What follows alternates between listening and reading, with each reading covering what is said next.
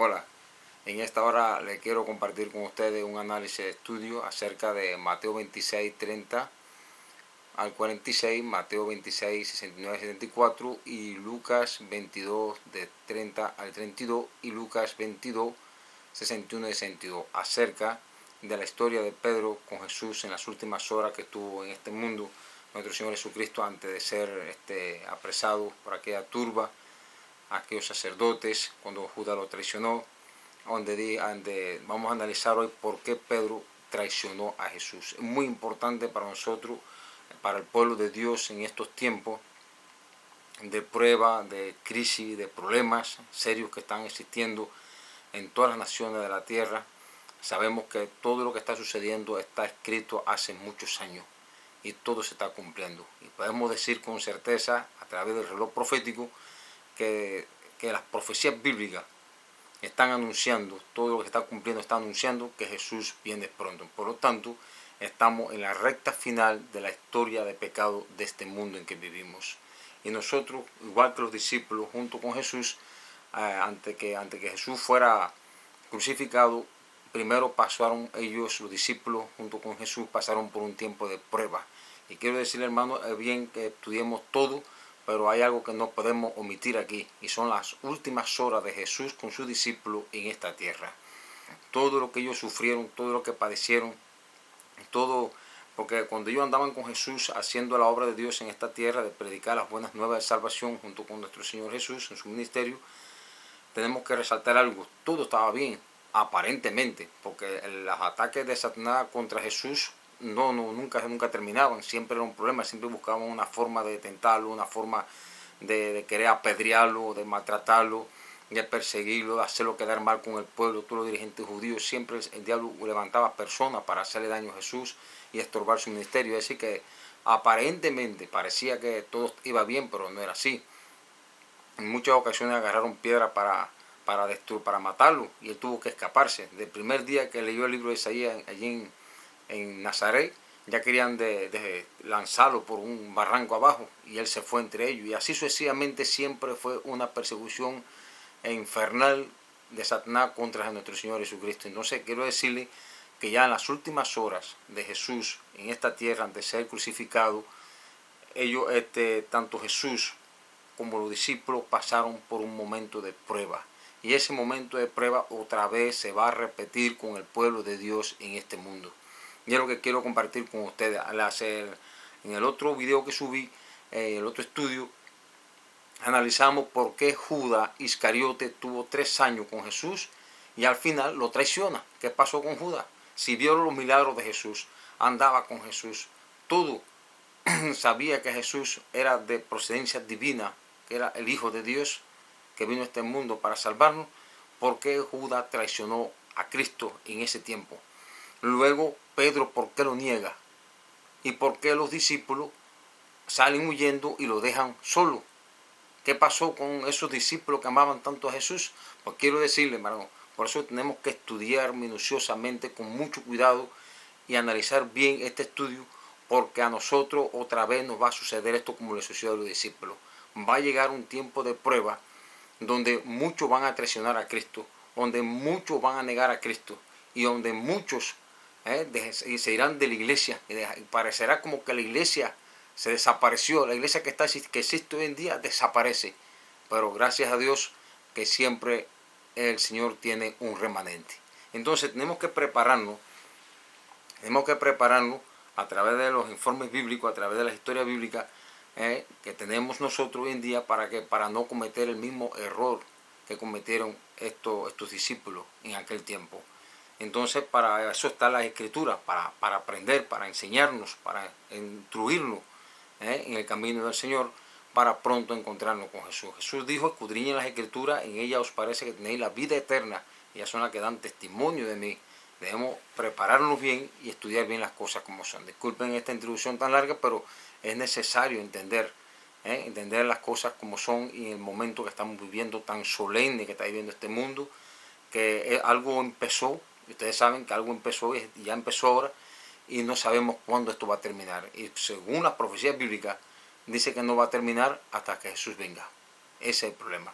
A medida que pasa el tiempo, se va a ir agudizando más, se va a ir agudizando más, ¿entiendes? Va a haber más pruebas, más situaciones difíciles para el pueblo de Dios, hasta el momento que va a llegar una prueba, la prueba más fuerte de todas para el pueblo de Dios, que va a ser cuando exista delante de nosotros una oposición fiera, bien hostil contra el pueblo de Dios, y en forma especial contra aquellos que aman a Jesucristo y guardan sus mandamientos.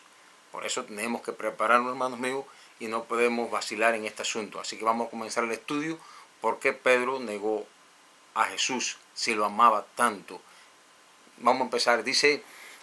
Tenemos acá como dice Jesús, anuncia la negación de Pedro. En Mateo 26, 30 al 32, vamos a comenzar. Vamos a leer toda la historia completa y vamos a analizar después para que ustedes vean cómo sucedió todo. Y después vamos a comentar sobre este asunto de una forma breve. ¿Entiendes? Vamos a hacer el estudio breve entre todos. Dice: y cuando hubieron cantado el himno, salieron al monte de los olivos. Entonces Jesús les dijo: todos ustedes os escandalizaréis de mí esta noche, porque escrito está: heriré al pastor y las ovejas del rebaño serán dispersadas. Dijo también el Señor: Simón, Simón, he aquí Satanás os ha pedido para zarandearos como a trigo, pero yo he rogado por ti que tu fe no falte, y tú, una vez vuelto, confirma a tus hermanos. Respondiendo Pedro le dijo: aunque todos se escandalicen de ti, yo nunca me escandalizaré. Jesús le dijo: de cierto te digo que esta noche, antes que el gallo cante, me negarás 3 veces. Pedro le dijo: aunque me sea necesario morir contigo, no te negaré. Y todos los discípulos dijeron lo mismo. Tremendo, ¿verdad? Hasta aquí vamos a seguir leyendo la historia.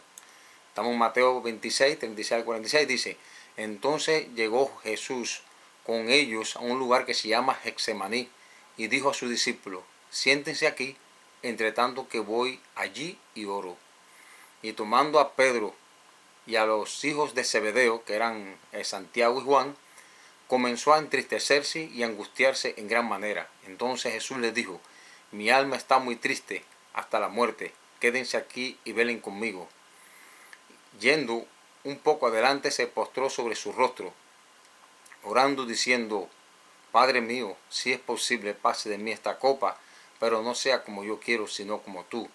Vino luego a sus discípulos y los halló durmiendo, y dijo a Pedro: ¿así que no habéis podido velar conmigo una hora? Velen y oren para que no entréis en tentación. El espíritu a la verdad está dispuesto, pero la carne es débil. Otra vez fue y oró por segunda vez, diciendo: Padre mío, si no puede pasar de mí esta copa sin que yo la beba, hágase tu voluntad. Vino otra vez y los halló durmiendo, porque los ojos de ellos estaban cargados de sueño. Y dejándolos, se fue de nuevo y oró por tercera vez, diciendo las mismas palabras. Entonces vino a sus discípulos y les dijo: duerman ya y descansad. He aquí ha llegado la hora, y el Hijo del Hombre es entregado en manos de pecadores. Nos sigue diciendo el relato. Ahora estamos en Mateo 26, 69 y 74. Pedro estaba sentado fuera en el patio, y se le acercó una criada diciendo: tú también estabas con Jesús el Galileo. Mas él negó delante de todos, diciendo: no sé lo que dices. Saliendo él a la puerta, le vio otra vez y dijo a los que estaban allí: también éste estaba con Jesús el Nazareno. Pero él negó otra vez con juramento: no conozco al hombre. Un poco después, acercándose los que por allí estaban, dijeron a Pedro: verdaderamente también tú eres de ellos, porque aún tu manera de hablar te descubre. Entonces él comenzó a maldecir y a jurar: no conozco al hombre. Y enseguida cantó el gallo. Qué terrible, hermano.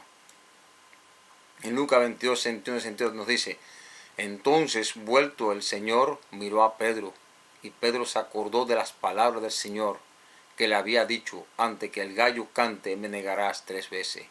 Y Pedro, saliendo fuera, lloró amargamente. Qué tremendo, hermano mío. ¿verdad? Este relato bíblico, qué tremendo lo que le sucedió a Pedro. ¿Cómo le sucedió a Pedro, hermanos? Estamos nosotros también en el riesgo que nos suceda igual. Igual que le sucedió a Judas Iscariote, le sucedió a Pedro y le sucedió a todos los discípulos que abandonaron a Jesús. Todo el mundo salió corriendo y Jesús quedó solo con toda aquella turba que estaba compuesta por gente vulgar del pueblo, entre los sacerdotes que siempre fueron hostiles contra Jesús en su ministerio, Judas Iscariote y los soldados romanos y la policía del templo de Jerusalén.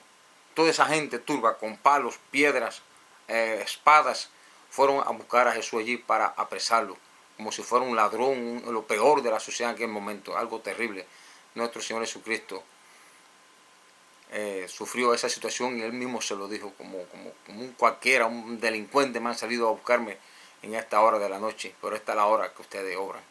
Le dijo Jesús. Fue algo terrible, hermanos, y lo que queremos analizar aquí, como Jesús le dijo a Pedro, primero le dijo a todos los discípulos, todos se van a escandalizar de mí esta noche. Ese fue lo primero. Luego, ahí cuando le dice eso, porque tiene que cumplirse la profecía de Zacarías 13:7, heriré al pastor y las ovejas serán esparcidas, se irán todas del lado del pastor. Y algo tremendo. Entonces, Jesús se lo dijo, todos vosotros se van a escandalizar de mí esta noche. Y cuando Pedro escuchó semejante cosa, Pedro, que era un poco impulsivo, no pensaba dos veces para hablar las cosas, que lo sabemos a través del sermón, del testimonio de la palabra de Dios, enseguida le dijo a Jesús, yo aunque todos se escandalicen de ti, yo nunca me escandalizaré, yo nunca, así, se lo dijo con toda la confianza en su corazón. ¿Cuántas veces nosotros obramos de esa forma, hermano? ¿Cuántas veces nosotros obramos pensando que nosotros los seres humanos podemos, que tenemos poder, que podemos hacer esto, aquello, así porque queremos hacerlo? Y la cosa no es así, la cosa no es así.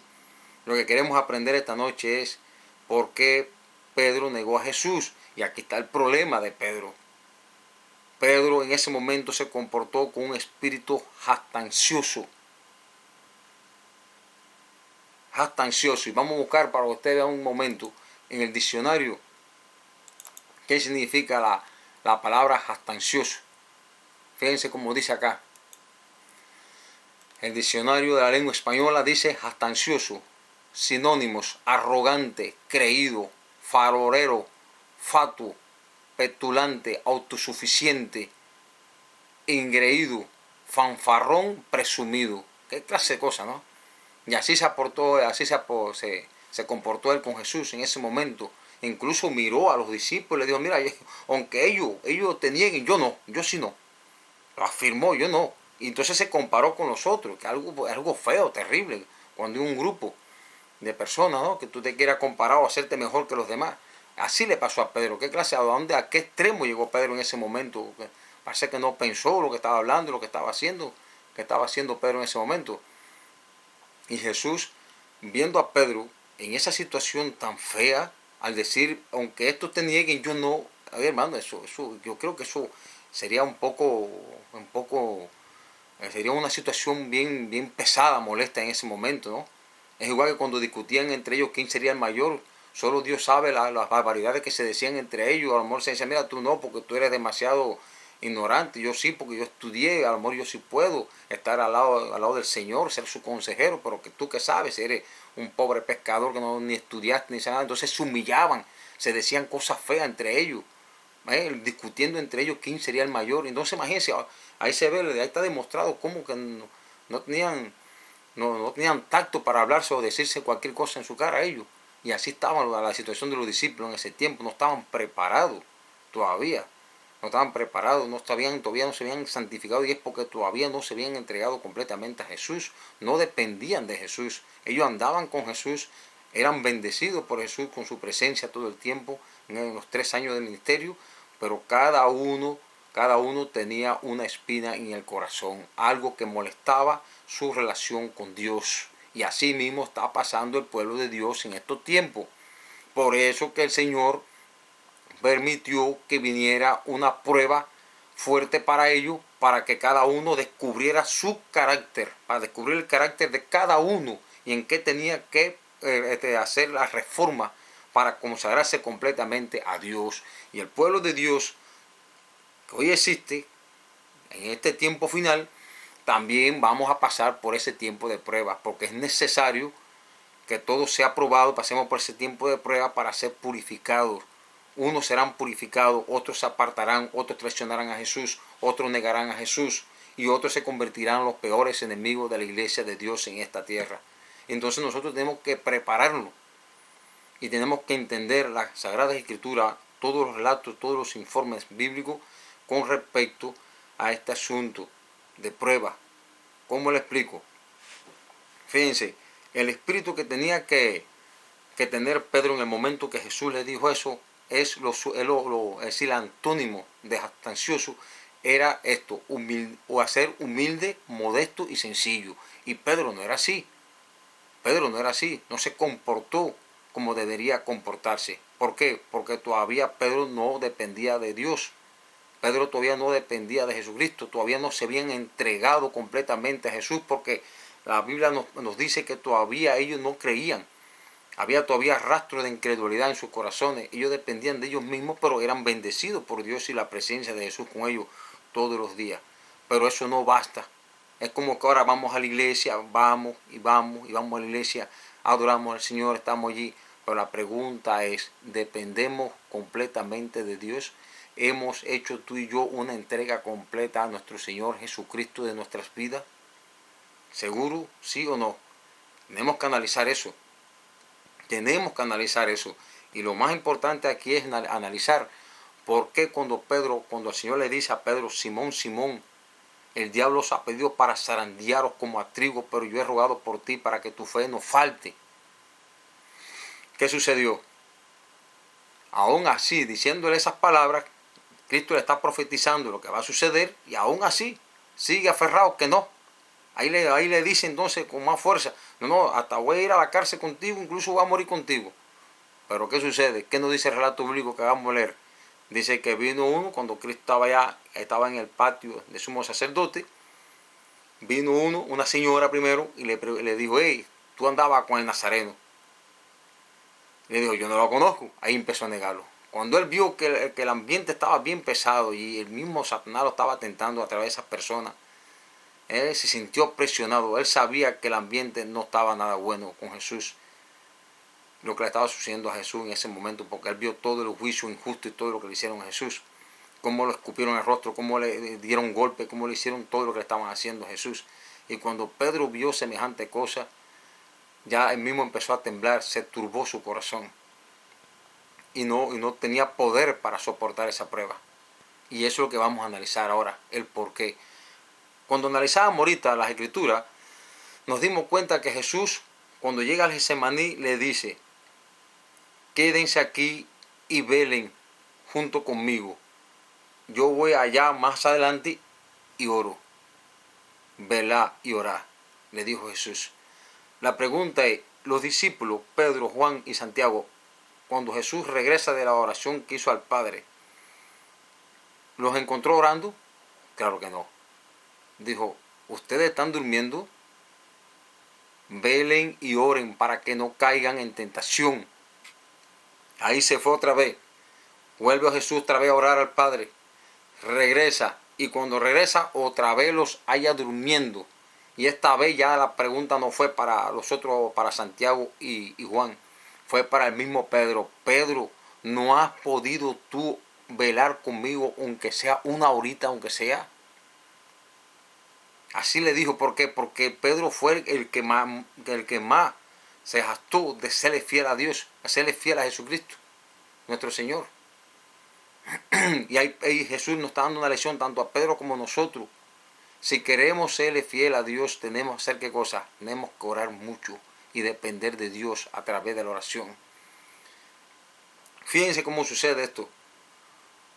Si Pedro y los otros apóstoles hubieran orado, hubieran velado con Jesús, en el momento que Jesús les dice, oren, oren junto conmigo, porque ellos estaban mirando que aquella noche era diferente a todas las noches que ellos iban allí al huerto de Getsemaní.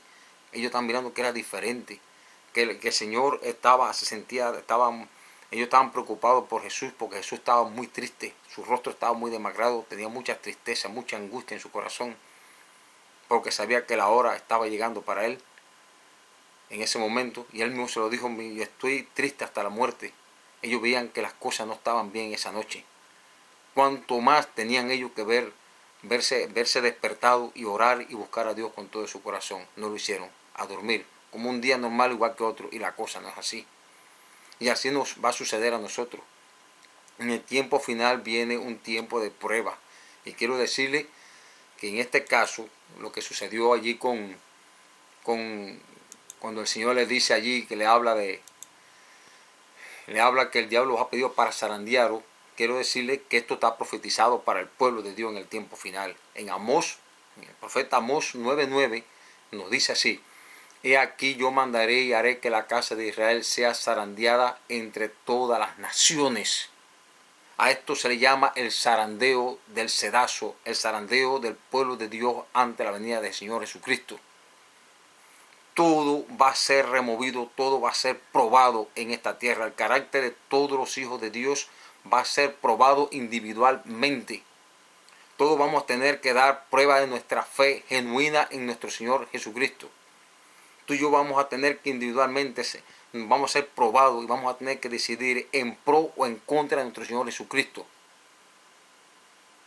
Y la única forma de nosotros recibir poder de lo alto es llevando una vida consagrada, una vida de oración, de estudio y de consagración a Dios y de entrega total cada día en esta tierra. Si no nos entregamos a Jesús, si no dependemos de Jesús ahora, se va a cumplir el proverbio del mismo Señor Jesucristo, que dijo: si no podéis con los de a pie, ¿cómo va a poder con los que van a caballo? Fíjense bien lo que dijo Jesús.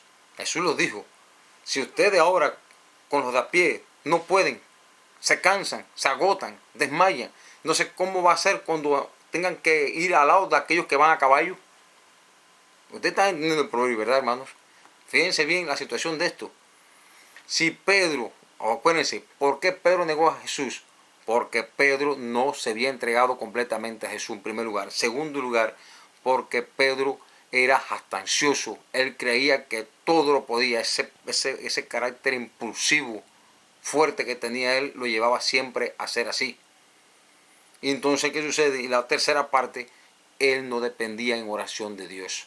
Si él hubiera orado junto con los discípulos, hubieran todos orado, no hubieran salido huyendo y hubieran dejado solo al maestro.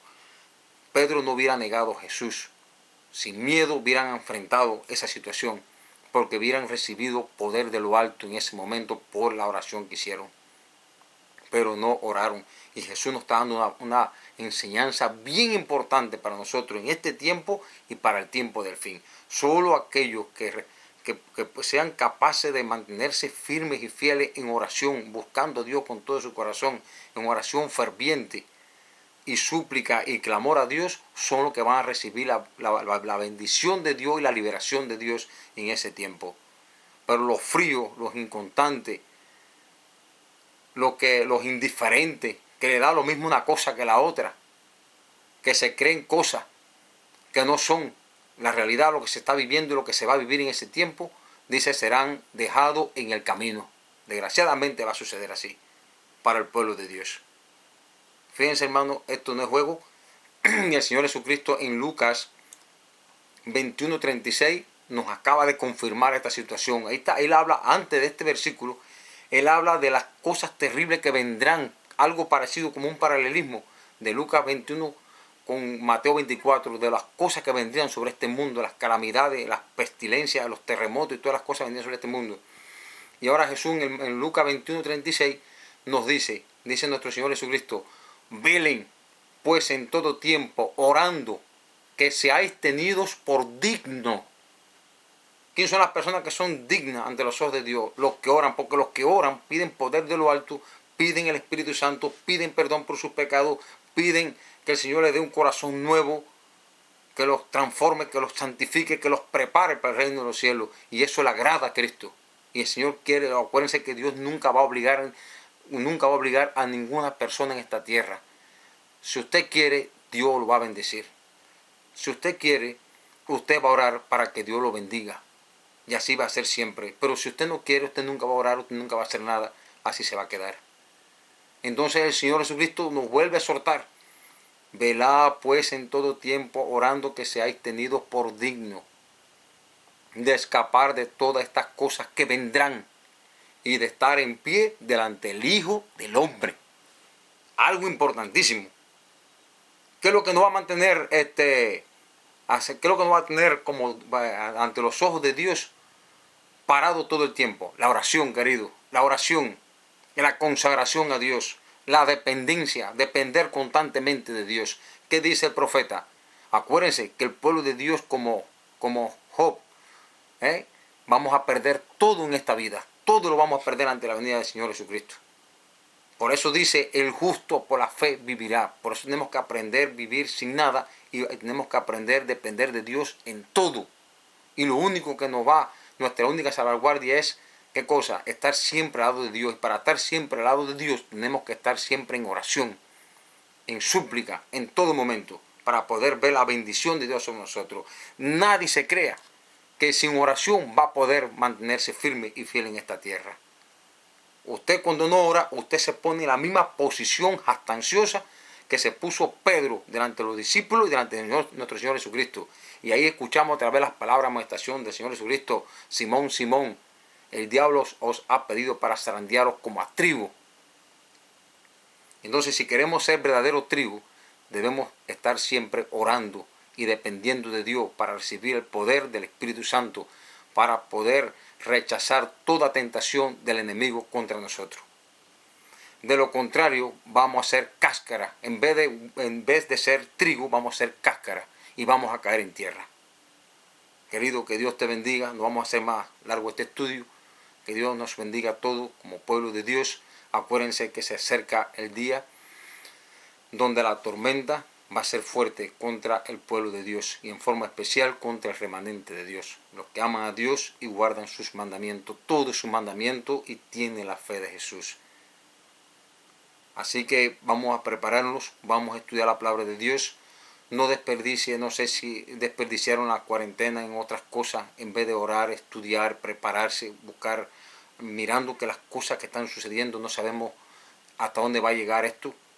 Así que, hermanos míos, yo les invito a ustedes, les invito a todos que busquemos a Dios con todo nuestro corazón, que aprendamos a depender de Dios en oración.